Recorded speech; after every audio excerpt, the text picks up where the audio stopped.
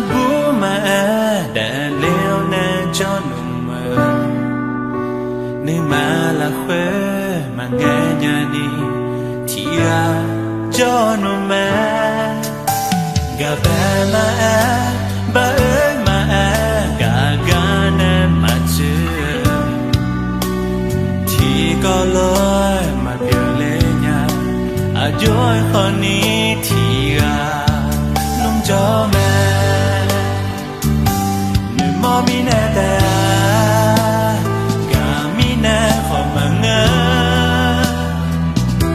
thì nâng na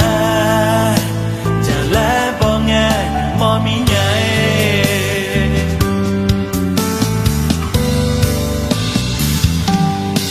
u chỉ bỏ dễ u ya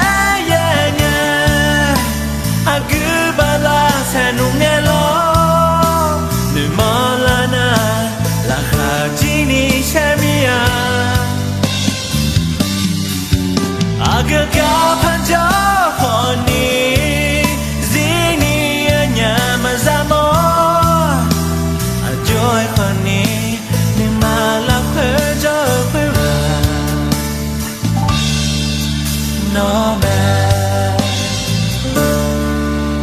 cả là khơi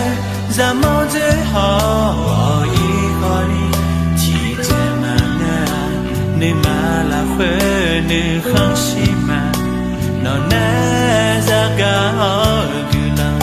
hư mà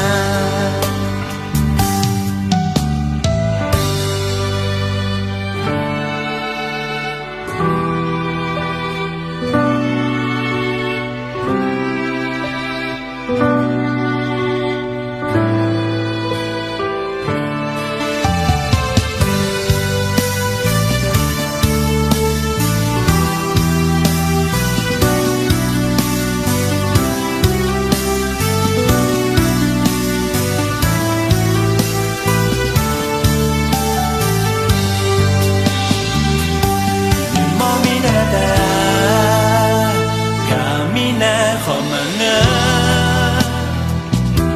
thì nâng na chả lẽ bỏ nghe mò mi nhảy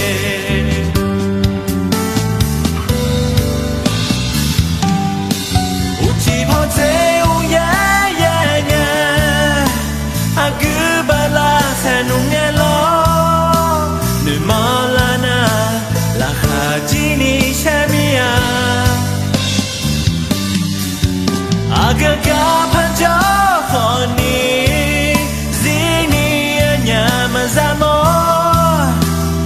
trôi còn ni